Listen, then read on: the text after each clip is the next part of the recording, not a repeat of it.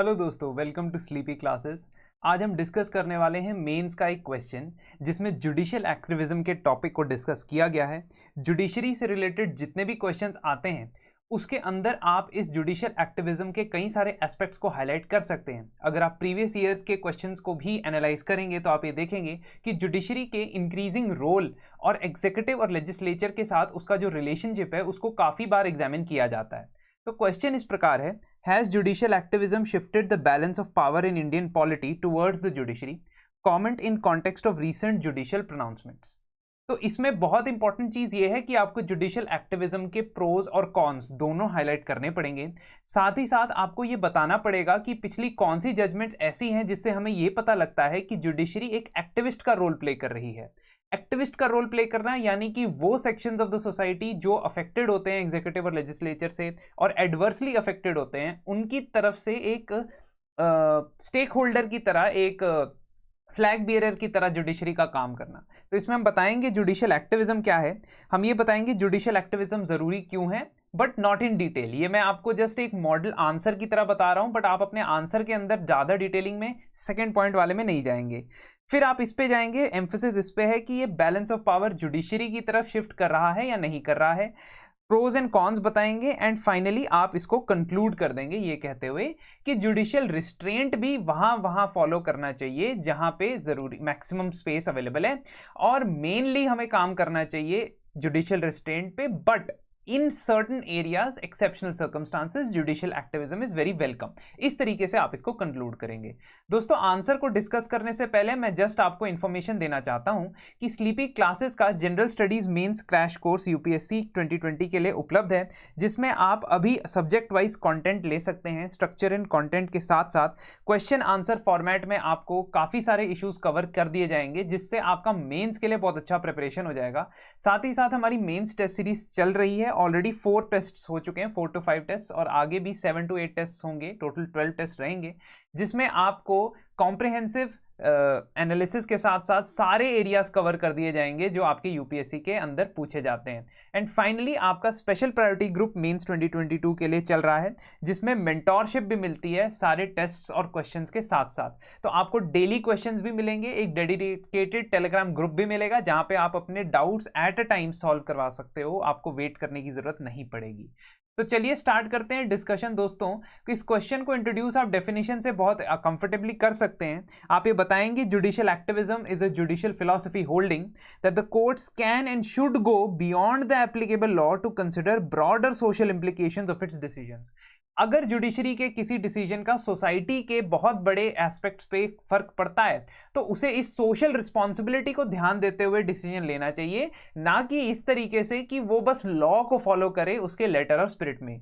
अगर हम सिर्फ लॉ या कानून की बात करें तो लॉ और सोसाइटी के मॉरल्स, सोसाइटी के एथिक्स या ह्यूमन वैल्यूज, कई बार ये आपस में कॉन्फ्लिक्टिंग भी हो सकती है।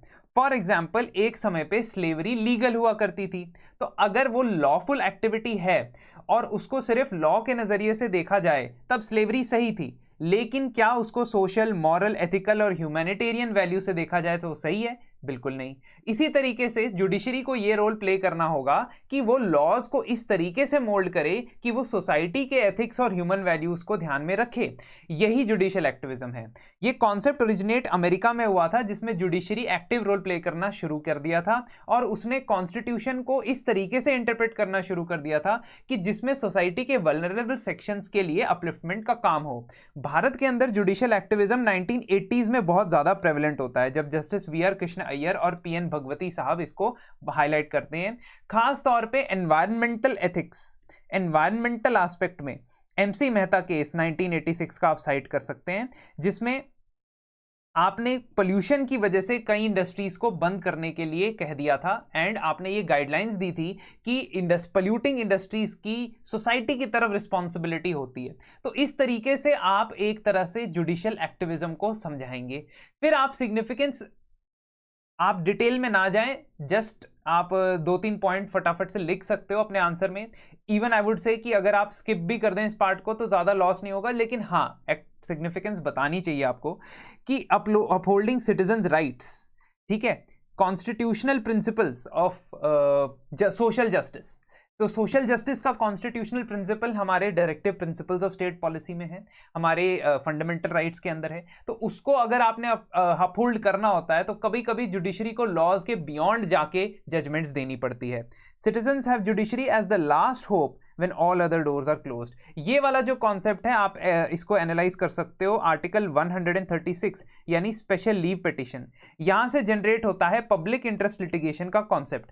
ये पीआईएल का कॉन्सेप्ट क्या करता है, ये पीआईएल का कॉन्सेप्ट लोकस स्टैंडी को हटा देता है पूरी तरीके से। कहने का मतलब है कि अगर आप गरीब है, पिछड़े हुए वर्ग के हैं और आपको जुडिशरी के बारे में ABCD भी नहीं पता है, तो आप लोग कहां केस कर सकते हो किसी बड़ी मल्टीनेशनल कॉर्पोरेशन के अगेंस्ट या गवर्नमेंट के अगेंस्ट अगर वो आपके राइट्स को वायलेट करे। तो कोई तीसरा बंदा आपकी मदद के लिए, आपकी सहायता के लिए पीआईएल दाखिल कर सकता है। इसका मतलब जरूरी नहीं है कि मैं अफेक्टेड हूंगा तब भी मैं ही ये केस कर सकता हूं सुप्रीम कोर्ट के पास जाके या पीआईएल डाल सकता हूं। ये कोई भी थर्ड पर्सन कर सकता है जो किसी भी ऐसे बंदे को रिप्रेजेंट करता है जिसकी रिप्रेजेंटेशन नहीं है। तो अब यही चीज हम आर्टिकल 136 के द्वारा जुडिशियल एक्टिविज्म में चलते हुए देखते हैं। हम कॉन्स्टिट्यूशनल एस्पेक्ट्स भी देख सकते हैं कि आर्टिकल 13, 32 और 226 जुडिशियल रिव्यू पे फोकस डालते हैं और ये जिम्मेदारी देते हैं जुडिशरी को कि वो एग्जीक्यूटिव और लेजिस्लेटिव के कामों के ऊपर नजर रखे और जो भी काम वो असंवैधानिक तरीके से कर रहे हैं उसको रोक लगाए। तो ये चीज आप कॉन्स्टिट्यूशनल मैंडेट के हिसाब से भी कह सकते हो। Then you can say that shift of the locus standi, मेरा जो पहला पॉइंट था उसको यहाँ पे लिखा गया है, डिलिनेट किया गया है कि जुडिशियल प्रोसेस ज्यादा पार्टिसिपेटरी होती है, ज्यादा लोगों को जस्टिस का एक्सेस मिलता है अगर आप ओपन कर दें कि हाँ पीआईएल डाल दो और कोई भी किसी भी अदालत में कोई भी केस किसी भी स्टेज पे क्यों ना हो सुप्रीम कोर्ट उसमें हियरिंग करेगा। And that is how judicial activism is significant. अब आपने ये बताना था कि पिछले इंस्टेंसेस को देखते हुए क्या जुडिशरी के पास ज्यादा पावर्स आ गई हैं because of this actions that they have taken. तो आप पिछले 10, 15, 20 सालों के अंदर अगर आपको जो भी केसेस पता है आप इसमें लिस्ट आउट कर दोगे जहां पे जुडिशरी ने एक्टिविस्ट का रोल प्ले किया है और उसके प्रोज भी बताओगे और कॉन्स भी। तो जुडिशरी ने national disaster mitigation fund start करने के लिए कहा, जबकि disaster response fund national level और स्टेट लेवल पे चलता जा रहा था। तब भी इसलिए कहा क्योंकि that was considered to be insufficient to counter the disaster preparedness as well as mitigation. Supreme court crackers पे बैन लगा देता है दिवाली के टाइम पे। कई बार ऐसा हुआ था कि पीआईएल जो थी वो बच्चों के पिता ने डाली थी पीआईएल कि हाँ बच्चों की जो हेल्थ है और उनकी स्टडीज है वो खराब होती है, क्रैकर्स की वजह से पोल्यूशन बहुत ज़्यादा फैलता है, तो क्रैकर्स पे बैन लगाया। 2G स्कैम केस के अंदर सुप्रीम कोर्ट ने सारे टेलीकॉम स्पेक्ट्रम लाइसेंसेस को कैंसिल कर दिया जो उस समय में एलोकेट किए गए थे। तो एक तरह से अपनी रिस्पॉन्सिबिलिटी के बियॉन्ड जाना, क्योंकि कोर्ट के केस में यह तो नहीं कहा गया था कि आप सारे स्पेक्ट्रम कैंसिल कर दो, लेकिन उन्होंने ऐसा किया। आप कोल एलोकेशन की भी बात कर सकते हो। जब कोल एलोकेशन में स्कैम सामने आया तो गवर्नमेंट ऑफ इंडिया ने 1990 से जितनी कोल माइंस एलोकेट की थी उन सबको उन्होंने लाइसेंस खारिज कर दिया और कहा कि इसे दोबारा ऑक्शन के थ्रू भेजो। अब इसके प्रोज भी हैं, कॉन्स भी हैं, नुकसान इसके ज्यादा पाए गए हैं, उसको हम आगे डिस्कस करते हैं। सुप्रीम कोर्ट ने यह डिसाइड किया कि आईपीएल के matches in 2017 they should be moved out of Maharashtra, क्योंकि ड्रॉट या बाढ़ जो है सूखे का समय था और पानी बहुत ज्यादा इस्तेमाल होता है वहां पे। देन सुप्रीम कोर्ट ने यह कहा कि एनसीआर में पोल्यूशन रोकने के लिए जो ट्रक्स दिल्ली में एंटर करते हैं उन पे डबल टैक्स लगा दो। ये सारे काम एग्जीक्यूटिव के हैं या लेजिस्लेचर के हैं, लेकिन यहां पे जुडिशरी कर रहा है। तो यही चीज अपने हाईलाइट करनी है कि जुडिशरी कब ऐसे काम करने वाला है जो एग्जीक्यूटिव या लेजिस्लेचर को करने चाहिए थे। सुप्रीम कोर्ट ने रिसेंटली अप्रैल में एजी पिरावीवलन को राजीव गांधी असैसिनेशन केस में रिलीज कर दिया, ये कहते हुए कि उनकी सजा जो थी वो अब सफिशिएंट हो चुकी है, अब इनको पार्डन कर दिया जाना चाहिए। जबकि ये काम गवर्नर का होता है और डेथ पेनल्टी के टाइम पे ये प्रेसिडेंट का काम होता है पार्डन करने का। तो ये चीज जो है अगेन उनके एक्टिविज्म को या ह्यूमन राइट्स के प्रति उनकी सेंसिटिविटी को दिखाती है। विशाखा केस में गाइडलाइंस सुप्रीम कोर्ट देता है जिसके हिसाब से सेक्सुअल हरासमेंट को प्रिवेंट करने वाला एक्ट 2013 में या पॉश एक्ट बनाया जाता है। तो सबसे पहले सुप्रीम कोर्ट ने गाइडलाइंस निकाली थी कि एक वर्क प्लेस पे इंटरनल कंप्लेंट कमेटी होनी चाहिए, उसमें ये मेंबर होने चाहिए, तो पहले कंप्लेंट इसके पास जानी चाहिए। ये सारी चीजें होनी तो लेजिस्लेचर की तरफ से चाहिए थी, बट ये सुप्रीम कोर्ट कर रहा था। बीसीसीआई या board of control of cricket in India, उसको रिफॉर्म रिफॉर्म करने के लिए वो कमिटी सेटअप करता है जिसका नाम है लोधा पैनल, और उन्होंने बीसीसीआई की फंक्शनिंग और वर्किंग के ऊपर जो रिकमेंडेशन दी उसको वो कंप्लाई करने के लिए कहता है। ब्लैक मनी के ऊपर एसआईटी बनाने के लिए कहता है, तो स्पेशल इन्वेस्टिगेटिव टीम बनाने के लिए यूपीए गवर्नमेंट को कहा गया था ब्लैक मनी इन्वेस्टिगेशन के लिए। अगेन ये सुप्रीम कोर्ट का काम नहीं होना चाहिए था, ये गवर्नमेंट की तरफ से काम होना चाहिए था। अब जब इतने सारे एक्टिविस्ट रोल में हम सुप्रीम कोर्ट को देखते हैं और हम ये देखते हैं कि एनवायरनमेंट को लेके, करप्शन को लेके, पोल्यूशन को लेके, देन ह्यूमन राइट्स को लेके सुप्रीम कोर्ट इस तरीके से फैसले ले रहा है, तो उसके फायदे क्या हैं? फायदे ये कि आप इनोवेटिव तरीके से पब्लिक इश्यूज रिजॉल्व करते हो, जुडिशरी का स्टांस लेते हो कि हाँ भाई ये फलाना केस कैसे रिजॉल्व करना है, इसको जुडिशरी के नजरिए से देखा जाए। स्पीडी रेजोल्यूशन हो जाता है क्योंकि लॉज पास करने, कानून पास करने में कितना टाइम लग जाता है। एग्जांपल देते हैं लोकपाल की। लोकपाल बिल या लोकपाल का कानून लाने के लिए कितने सालों से बातचीत चल रही थी, और 2013 तक आते आते जब तक लोगों को आंदोलन नहीं करना पड़ा, सड़क पे नहीं उतरना पड़ा, अन्ना हजारे को भूख हड़ताल नहीं करनी पड़ी, तब तक उन्होंने कानून पास नहीं किया। मतलब जब लेजिस्लेटिव विल नहीं होती है, पॉलिटिकल विल नहीं होती है, तो ये चीज स्पीडीली काम कराने के लिए मोटिवेट करता है। Instils the public faith in the judicial system. Judiciary में फेथ होना बहुत जरूरी है किसी भी डेमोक्रेसी के लिए। जजेस जो हैं वो अपने विजडम को प्रैक्टिकली भी इंप्लीमेंट कर सकते हैं, तो जजेस की भी हमें थोड़ी सी एक्यूमेन पता चलती है इसमें। Judicial activism allows the judges to use their personal judgment or to some extent to use a human touch in the justice system। क्योंकि आप justice system को एक अंधा कानून तो कहना चाहते हो, लेकिन वो इमोशनलेस नहीं होना चाहिए कानून, है ना। ऐसा नहीं होना चाहिए कानून सबको बराबरी से देखता है, लेकिन कानून ऐसा भी नहीं होना चाहिए कि वो गरीब या दुखी लोगों के दुख को नहीं देख पा रहा है, तो वो चीज आपने देखनी है।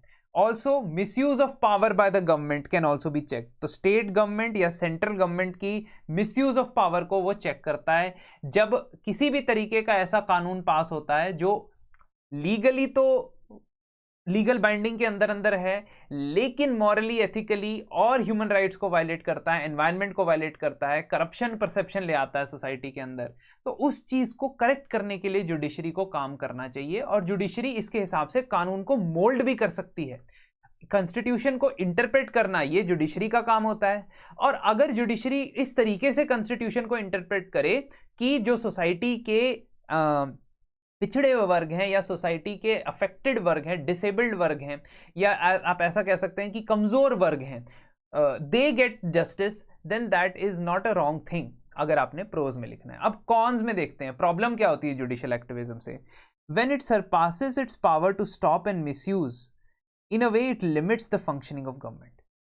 कहने का ये मतलब है कि गवर्नमेंट का काम या एग्जीक्यूटिव का काम जो है, उसके काम के अंदर एक बाधा बनके, एक ऑब्स्ट्रक्शन बनके जुडिशरी कई बार आ सकती है अगर वो ज्यादा एक्सटेंड करने लग जाए अपने एक्टिविस्ट रोल को। फॉर एग्जाम्पल, अगर हर इंफ्रास्ट्रक्चर प्रोजेक्ट के अंदर सुप्रीम कोर्ट स्टे लगाना शुरू कर दे, हर एक माइनिंग प्रोजेक्ट के अंदर सुप्रीम कोर्ट स्टे लगाना शुरू कर दे, और हर इस तरीके की चीजें होने की वजह से हम ये कह सकते हैं कि इकोनॉमिक नुकसान और सोशल नुकसान हो सकता है। रिसेंटली नीति आयोग की एक रिपोर्ट आई थी जिसमें उन्होंने एनजीटी की जजमेंट्स और सुप्रीम कोर्ट की जजमेंट्स को देखते हुए के वजह से जो जहां जहां इंफ्रास्ट्रक्चर प्रोजेक्ट्स में काम रुका था, उसकी वजह से जो इकोनॉमिक लॉस हुआ है भारत को, उसकी कैलकुलेशन की थी। तो आप यहां पे वो भी साइट कर सकते हो, और वो बहुत ही बड़ा रेलेवेंट एग्जाम्पल होगा रिसेंटली क्योंकि डिस्कशन में था। So you can cite here कि नीति आयोग की रिपोर्ट के according there was a loss of lakhs of crores to several thousand crore to the exchequer। ठीक है, why? Because judiciary played an activist role and instead of taking it case by case basis put a blanket ban on the infrastructure projects। तो judiciary को थोड़ा mindful रह के ये काम करना चाहिए अगर एक्टिविस्ट बनना भी है। दूसरा, अगर हम बात करें doctrine of separation of powers की, तो वो वायलेट हो जाती है, क्योंकि अगर सुप्रीम कोर्ट कहता है कि जी 500 मीटर के हाईवे के 500 मीटर के अंदर ठेके आप नहीं खोल सकते या शराब की दुकान नहीं खोल सकते, तो ये काम बेसिकली सुप्रीम कोर्ट का है नहीं, ये काम पॉलिसी मेकर्स का है, ये काम एग्जीक्यूटिव का है, और जो ऑन ग्राउंड सिचुएशन से ज़्यादा वाकिफ हैं उनको पता होना चाहिए, उनको पता है। तो सुप्रीम कोर्ट ने अपनी तरफ से 500 मीटर का दायरा बता दिया हाईवे से, लेकिन हाईवे की लेंथ देख लो इंडिया में कितनी है, और इसके 500 मीटर के अंदर अंदर कितने ज़्यादा ऐसे शॉप्स होंगी, तो इस सारी शॉप्स बंद कर देंगे और इन लोगों के लाइवलीहुड का क्या होगा। तो ये चीज़ जो है एग्जीक्यूटिव के ऊपर ही छोड़ देनी चाहिए। जुडिशियल ओपिनियंस ऑफ जजेस में बिकम स्टैंडर्ड और रूलिंग ऑफ केसेस, और कई बार पर्सनल जो सेंसिटिविटी होती है किसी पर्टिकुलर कम्युनिटी को लेके या किसी पर्टिकुलर विक्टिम को लेके, वो ज़्यादा झलक जाती है। और अगर ऐसा होता है तो आगे आने वाले जजेस के लिए भी वही स्टैंडर्ड सेट हो जाता है, क्योंकि जुडिशरी में तो प्रेसिडेंट सिस्टम चलता है कि पहले जो सुप्रीम कोर्ट ने जजमेंट दी थी उसको हम साइट कर सकते हैं अगली जजमेंट में। ऑल्सो जुडिशरी के ऊपर यह भी इल्जाम लगाया जाता है कि जुडिशरी इलेक्टेड नहीं है, तो इस वजह से उनको ऐसे फैसले नहीं लेने चाहिए जो इलेक्टेड रिप्रेजेंटेटिव्स को लेने चाहिए, क्योंकि डेमोक्रेसी का प्रिंसिपल यह है कि फैसला लेने वाला वो हो जो जनता का चुना हुआ प्रतिनिधि हो या कंटेस्टेंट हो। But here the people are not these people are not elected। तो इतनी ज़्यादा पावर अगर नॉन इलेक्टेड लोगों के पास आ जाए तो वो प्रॉब्लम हो सकती है। Activism can also harm because it can be influenced by personal और सेल्फिश मोटिव्स और बाय पॉलिटिकल नेक्सस।